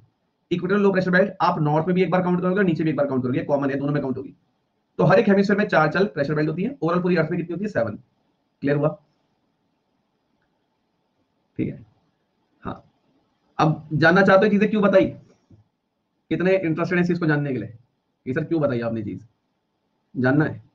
याद है कल एक क्लास लेके गया था मैं कि biggest mistakes in SSB interview, और कई बच्चों ने बोला सर आपने हारने की रीजन नहीं बताया, मतलब अपने बाहर होने की रीजन नहीं बताया। तो मैंने बोला था मेरी हॉबी जो है जनरल स्टडीज पढ़ना होता है, तो यही टॉपिक था और यही कि अर्थ, एटमॉस्फेरिक अर्थ में। तो मैंने बोला रीजनल स्टडीज मेरा फेवरेट है, तो ऐसा सोच समझ के बोलना, वहाँ कहीं से पूछ लेगा वो, पूरे वर्ल्ड में हिस्ट्री, पॉलिटी, ज्योग्राफी कुछ भी पूछ लेगा। तो उसने बोला कि पूरे अर्थ में कितनी प्रेशर बेल्ट्स हैं, तो मैंने बोला सर 7 है। तो वो वाली कि नहीं 8 है, मैंने कहा सर 7 है कि 8 है। मैं सर कैसे 8 है कि 4 ऊपर 4 नीचे। तो मैंने सर जब टोटल में तो 7 ही बोलेंगे ना, आप अगर स्पेसिफिक हेमिस्फीयर बोलोगे तो मैं 4 बोलूंगा, तो मैं 4 बोलूंगा कि नहीं नहीं 8 ही होती है। मैंने कहा 8 कैसे होंगी, काउंट करके देखें 7 आएगी कि नहीं, तो हम 4 ऐसे काउंट करें, 4 ऐसे। तो वो पता कैसे कर रहे थे, उन्होंने 4 यहाँ की काउंट करी और 4 यहाँ की, तो वो बोल रहे 8 है। जबकि अगर आप ओवरऑल कभी भी काउंट करते हो, ओवरऑल आप कभी भी काउंट करते हो तो 7 बोलते हैं। एक पर्टिकुलर हेमिस्फीयर में अगर आप काउंट करो तो 4 बोलते हैं। तो इस बात पर बहस हो गई थी। तो मैं माना नहीं, मैंने नहीं 7 वो बोले 8, मैंने कहा 7 वो बोले 8, मैंने कोई बात नहीं, क्यों मानूं मैं, ठीक है कोई बात नहीं, मत लो कोई दिक्कत नहीं है चलो आ जाओ, क्लियर है, चलिए आगे चलते हैं, ठीक है।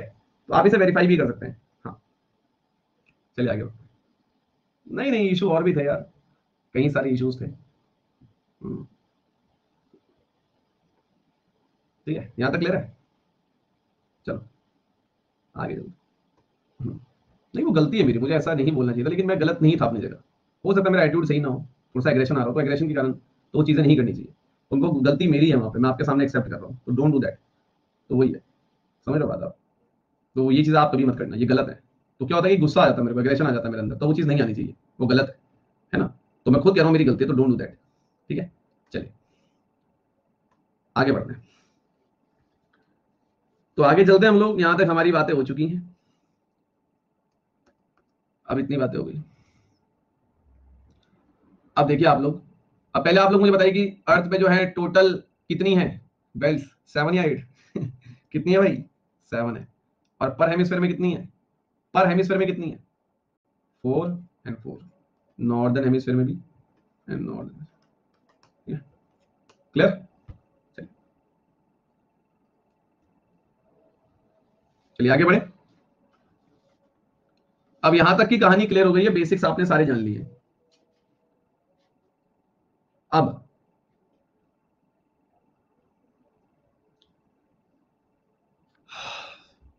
थोड़ा सा आगे एक नया कंसेप्ट सीखते हैं। जरा मुझे पहले देख के बताइए कि 60 से 90 सदर्न हेमिस्फीयर में कौन सी हवाएं बहती हैं? 60 से 90 कौन सी हवाएं बहती हैं? पोलर ईस्टर्लीज बहती है। हाँ या ना? क्लियर है?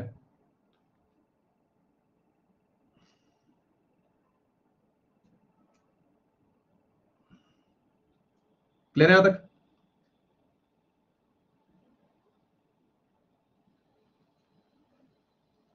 चलो ध्यान देंगे जरा, अब ध्यान देंगे वर्ल्ड का मैप बोले। राणा यादव क्लास में ध्यान दिया करो। तनवीर मैं बताता हूँ, मैं बता रहा हूँ तुम्हारे। और राणा यादव तुम तो क्लास में ध्यान दिया करो, फालतू की बात तुम ज्यादा करते हो, पढ़ाई में ध्यान तुम्हारा कम रहता है। तुम्हारे मुंह पे कह रहा हूँ मैं, ठीक है? पीठ पीछे नहीं बोलता हूँ मैं। ध्यान देखो। अब यहाँ पे कई बच्चे कह रहे हैं कि सर हमें बेल्ट का कंसेप्ट समझ नहीं आया। बेल्ट कुछ नहीं है। अगर किसी को बेल्ट का मीनिंग यहाँ पे नहीं समझ में आया तो पहले आप देख लो बेल्ट क्या है यार। ये देखो, पहले बेल्ट का मीनिंग देखो, फिर आगे इसे खत्म कर देंगे। ये अर्थ होगी, यहाँ पे देख लो आप। अब आप जरा इस चीज को ध्यान से देखिएगा तब समझ में आएगा, नहीं देखोगे तो फिर समझ में नहीं आएगा। तुम लोग मुझे कमेंट करके बताओ, तुमसे सोल्यूशन निकलवाता हूँ। चलो तुम बताओ कि ये यहाँ पे ये जो लाइन मैंने बनाई है, लो प्रेशर हाई प्रेशर है। चलो बताओ, इस लाइन पे प्रेशर लो है हाई है? कैसा प्रेशर है? Low pressure. अच्छा यहाँ पे भी लो प्रेशर है। क्या हर जगह लो प्रेशर होगा? ये पूरा एक आइसोबार है, याद रहा आइसोबार जहाँ पे प्रेशर सेम होता है। सही बनाया मैंने? 0 डिग्री पे, ये देख लो सही बनाया, ठीक है? अब यहाँ पे कई बच्चों को बेल्ट का मीनिंग समझ में नहीं आ रहा। अबे पेड़ पे बांधने वाली बेल्ट नहीं है वो।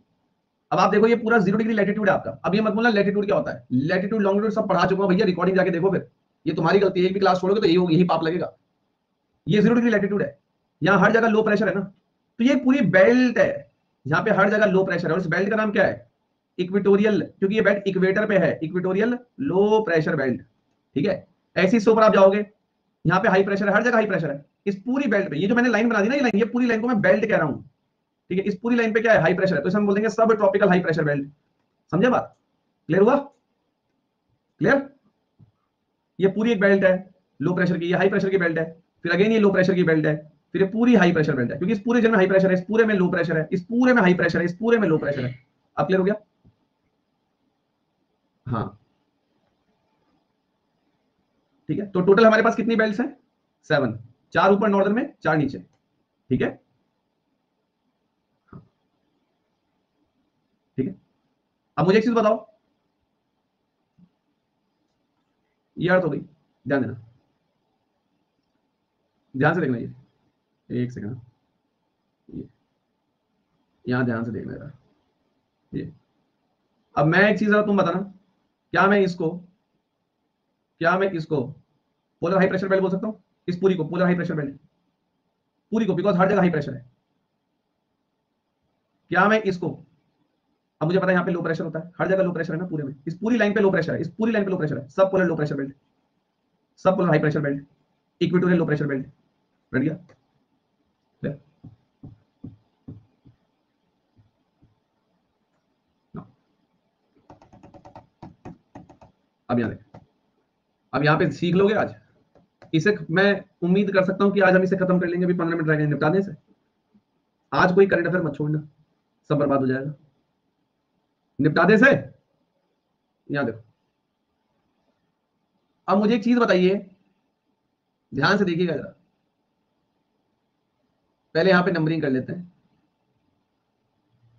सब पोलर का मतलब पोलर से पहले पहले वाला, ठीक है? पहले सब लेफ्टिनेंट होता है, उसके बाद तो सब लेफ्टिनेंट बनता है। पहले सब लेफ्टिनेंट रैंक होती है, फिर लेफ्टिनेंट बनता है, तो वही आजा लगा ले यहाँ दिमाग। अब जब तुम देसी ही तो पूरा देसी बना दो इसे। कहाँ गया, रुक जा यार। पहली रैंक क्या होती है कमीशन की? सब लेफ्टिनेंट। सब लेफ्टिनेंट के बाद क्या बनता है? लेफ्टिनेंट, है ना? तो देख ये बन गया सब लेफ्टिनेंट, और आगे जाएगा तो क्या बन जाएगा? पोलर बन जाएगा, लेफ्टिनेंट बन जाएगा। अब यहाँ ध्यान दे। चलो, सब सब मतलब उससे पहले, ठीक है? अब यहाँ देखिए, पहले तो यहाँ देखिए जरा आप इस चीज को, कि ये होता है 0 डिग्री, सभी को पता है।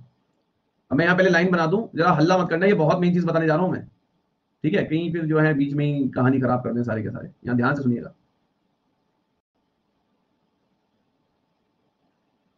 ये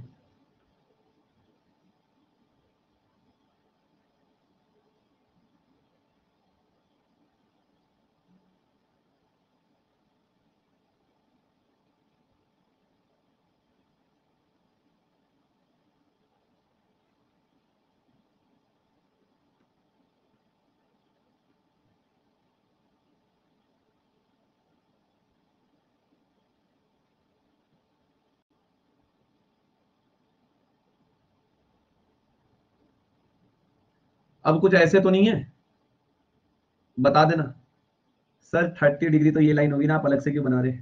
वो ट्रॉपिक ऑफ कैंसर है, वो 23 डिग्री पे होती है, 23 एंड दी हाफ पे, 23 एंड दी हाफ पे होती है, कैप्रिकॉर्न भी और कैंसर भी। ठीक है हैं? मैं पहले बता रहा, 30 डिग्री, 60 डिग्री, 60 डिग्री होगा। चलो आगे बढ़े, आगे बढ़े। अब आप लोग मुझे इस बात का आंसर दें, क्या यहाँ पे 30 के बाद कहीं पे 40 आएगा, कहीं पे बीच में 50 भी आएगा? आएगा। अब जरा 2 मिनट मेरे कमेंट्स ऑफ, वरना आधे कंफ्यूज हो जाएंगे, तो यहाँ ध्यान देना। ऑब्वियसली बात है, आप एक बात सोचो कि यहां भी 30 से 60 के बीच का इलाका देखो जरा, जो मैं कहूंगा उतना काम करना, फालतू का अपना दिमाग मत लगाना, है ना? जो मैं कह रहा हूं उसे 30 से 60 के बीच का एरिया देखो। यहाँ पे इतना सारा लैंड एरिया, यूरोप है, एशिया है, मतलब काफी सारी जमीन है बीच में, देख रहे, काफी सारी जमीन है। यहाँ कई सारे पहाड़ भी होंगे, बड़े बड़े माउंटेन्स भी होंगे। तो जो भी हवा यहाँ चल रही होगी, चाहे वो वेस्टर्लीज होगी, ऑब्वियसली बात है, जो भी हवा यहाँ चल रही होगी, जो भी हवा यहाँ चल रही होगी, ठीक है, ऑब्वियसली बात है, वो हवा को एक स्पीड नहीं मिल पा रही होगी। क्यों? मान लो ये हवा चली, कहीं पहाड़ से टकरा गई, कहीं लैंड से टकरा गई, फिर आगे चली, फिर लैंड से टकरा गई। मतलब मैं ये कह सकता हूं कि 30 से 60 के बीच में जो भी हवा चल रही है, उसके पास ज्यादा स्पीड नहीं होगी इन नॉर्दर्न हेमिस्फीयर। मतलब नॉर्दर्न हेमिस्फीयर में 30 से 60 के बीच में जो हवा चल रही है, वो थोड़ी स्लो है, उसकी स्पीड थोड़ी कम है, गति कम है। क्यों? बीच में देखो ना, मान लो हवा चल रही, बीच में कोई पहाड़ आ गया, यहाँ पे स्पीड कम हो जाएगी हवा की। लेकिन अगर आप सदर्न हेमिस्फीयर में 30 से 60 के बीच का इलाका देखोगे ना भाई, तो यार चिल बेबी, जस्ट चिल, समझे बात? तो यहाँ पे हवा जो है प्रॉपर चलेगी, देख रहे हो, कोई ड्रामा नहीं है ना? क्लियर, समझे बात? तो मुद्दा यह है ठीक है, कि अगर आप लोग नॉर्दर्न हेमिस्फीयर का 30 से 60 के बीच का देखोगे, तो यहाँ पे कई सारे पहाड़, कई सारे बैरियर्स हैं बीच में, जो हवा की स्पीड को कम कर सकते हैं, है ना? अभी हवा के बीच में कोई पहाड़ पड़ गया, हवा कम हो जाएगी। लेकिन यहाँ baby just chill, no problem, कोई बीच में नहीं है। तो क्या मैं बात कह सकता हूँ कि हवाएं सदर्न हेमिस्फीयर में, हवाएं सदर्न हेमिस्फीयर में 30 से 60 के बीच में ज्यादा फास्ट चलती हैं in comparison to northern hemisphere 30 60 के बीच में? कह सकते हो, बिल्कुल कह सकते हो, है ना? मैं ये बात बिल्कुल कह सकता हूं कि सदर्न हेमिस्फीयर में, दक्षिणी गोलार्ध में हवाएं ज्यादा फास्ट चलती हैं, क्योंकि यहाँ पे उन हवाओं को रोकने वाला कोई बैरियर नहीं है ना बीच में। तो यहाँ पे स्पीड ज्यादा होती है हवा की in comparison to northern hemisphere. यही स्टेटमेंट यूपीएससी आईएएस में आया था, बच्चे छोड़ के आ गए थे प्रीलिम्स में। कुछ है तो मतलब ये हो जाएगा हो जाएगा, ये देख के हो जाएगा, हवा में उड़ जाता है ऐसा सवाल। ठीक, अब हो सकता है इसी में भी रिपीट हो जाए। अच्छा, ये तो सर क्लियर है। तो इतना कॉमन सेंस जरा लगाना है, ये मैप बिल्कुल खून में जाना चाहिए, कहीं से भी पूछ लें, कहीं भी बना दें पेंसिल पेन लेके। अब यहाँ देखें, हमें पता है 30 के बाद जो है 40 आता है, फिर 50 भी आएगा, कहीं पे 60 भी आएगा। यहाँ भी 30 के बाद 40 आएगा, फिर 50 आएगा। बट मुझे पता है यहाँ पे हवा की स्पीड ज्यादा नहीं है, बीच में पहाड़ पूर्ण पड़ जाएंगे, बट यहाँ पे इस रीजन में हवा की स्पीड काफी फास्ट है, काफी फास्ट है, काफी फास्ट है, क्योंकि यहाँ पे कोई रोक नहीं रहा है हवा को। तो अब आप एक काम कर सकते हैं कि मुझे पता है कि ये मेरा क्या है, 30 है, 30 के बाद मैंने से बोल दिया 40, फिर मैंने से बोल दिया 50, फिर ये हो गया 60। जब हवा को कोई रोकने वाला नहीं होता ना, जब हवा को कोई रोकने वाला नहीं करता, तो हवा, मतलब जब हवा को कोई रोकने वाली चीज नहीं है, मान लो हवा चल रही है, विंड चल रही है, विंड को कोई रोकने वाला बैरियर नहीं है, हवा को खुला स्पेस मिला हुआ, हवा बहुत तेजी से जा रही है। अगर हवा को कोई रोकने वाला नहीं है ना, तो आवाजें निकालती है, आवाजें निकालती है बहुत तेज तेज, चिल्लाती भी जाती है, वाह, हवा की आवाज बहुत तेज आती है। मतलब अगर कहीं पे हवा की स्पीड बहुत तेजी से है, अगर कहीं पे हवा बहुत स्पीड से मूव हो रही है, तो ध्यान में रखना, अगर हवा को कोई बैरियर नहीं रोक रहा है, हवा बहुत स्पीड में जा रही है, तो उससे आवाजें निकलती हैं। अब इस वाले रीजन में अगर आप देखोगे 30 से 60 के बीच में, तो कई सारे बैरियर, देखो लैंड ही लैंड है, यहाँ तो हवा की आवाज निकालेगी, यहाँ तो चली ले, वही बहुत बड़ी बात है। लेकिन यहाँ पे इस में हवा चिल होकर एकदम चलती है, एकदम चिल चलती है। तो 40 डिग्री लैटिट्यूड पे जब हवा चलती है, 40 डिग्री लैटिट्यूड पे जो हवा चलती है, एक सेकंड, हाँ मिलिंद बोलो, हेलो। हाँ मिलिंद, मैं अभी तुमसे बात करता हूँ सेशन के बारे में, just give me only 10 to 15 minutes, I call you back, okay? या sure, I call you back, या वेट। अब यहाँ पे अगर आप देखेंगे, तो ये 40 हो गया, ये 40 डिग्री लैटिट्यूड है, यहाँ पे हवा काफी तेज चल रही होगी, आवाजें निकाल रही होगी। तो जब हवा 40 डिग्री पे चल रही है ना, यहाँ पे जो हवा चल रही होगी, इसको हम बोलते हैं roaring 40s। Roaring 40s, roaring 40s। और जब भी हवा 50 डिग्री पे चलेगी तो आप इसको बोलोगे फ्यूरियस 50s, बहुत तेज चलने वाली हवा, फ्यूरियस 50s। और जब ये 60 पे चलती है तो आप इसे बोलेंगे श्रेकिंग 60s, श्रेकिंग 60s। अब मैं काम करता हूँ, ये थोड़ा यहाँ पे स्पेस का प्रॉब्लम है, यहाँ बनाता हूँ ताकि आपको फीलिंग आए विद रीजन। जरा यहाँ ध्यान से देखिएगा, एक सेकंड।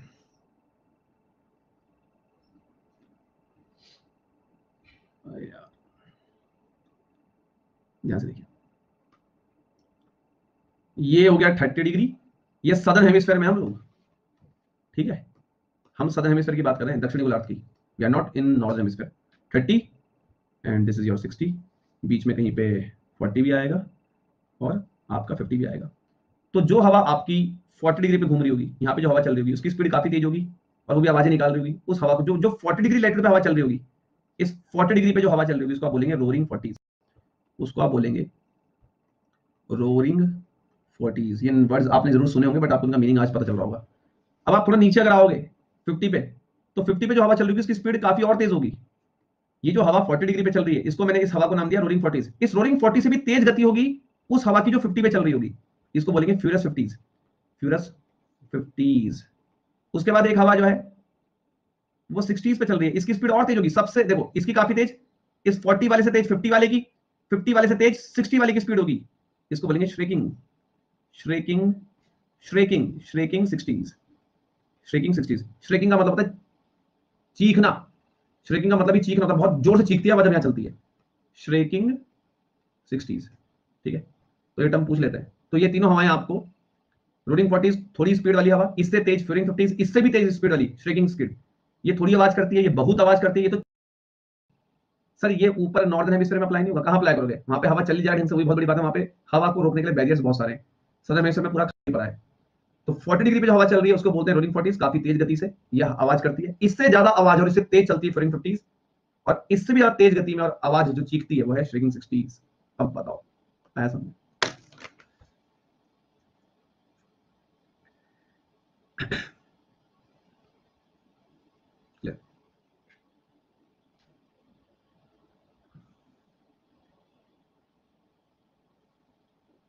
ठीक है, ये नाम सुने होंगे पक्का सभी ने, मैं उम्मीद करता हूँ नाम पक्का सबने सुने होंगे। नाम सुने सभी ने, ये रोरिंग 40s, फ्यूरियस 50s सुने होंगे आपने। अब क्लियर हो गया? उसके पीछे रीजन है, रीजन ये है कि यहाँ पे कोई बैरियर नहीं है, देख रहे हो आप, at there no one is barrier, यहाँ पे कोई बैरियर नहीं है ना, और यहाँ पे कई सारे बैरियर हैं। अब आप मुझे बताओ एक स्टेटमेंट आपके सामने, movement of wind is fast in northern hemisphere in comparison in comparison with southern hemisphere. क्या स्टेटमेंट सही है या रॉन्ग है? आपको बताना ये लाइन सही है या फॉल्स है। पोल दे रहा हूं, पोल में आंसर दो, ट्रू है या फॉल्स है, दो आंसर।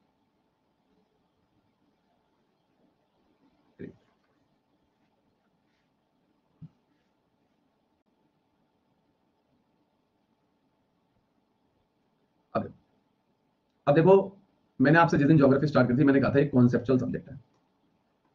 अगर आप ये कंसेप्ट्स क्लियर नहीं, आप ज्योग्राफी हिला के दिखा दो यूपीएससी में, नहीं हिल पाएगी, नहीं हिल पाएगी। आपको पूरा फील अंदर तक पता होना चाहिए क्या रीजन है।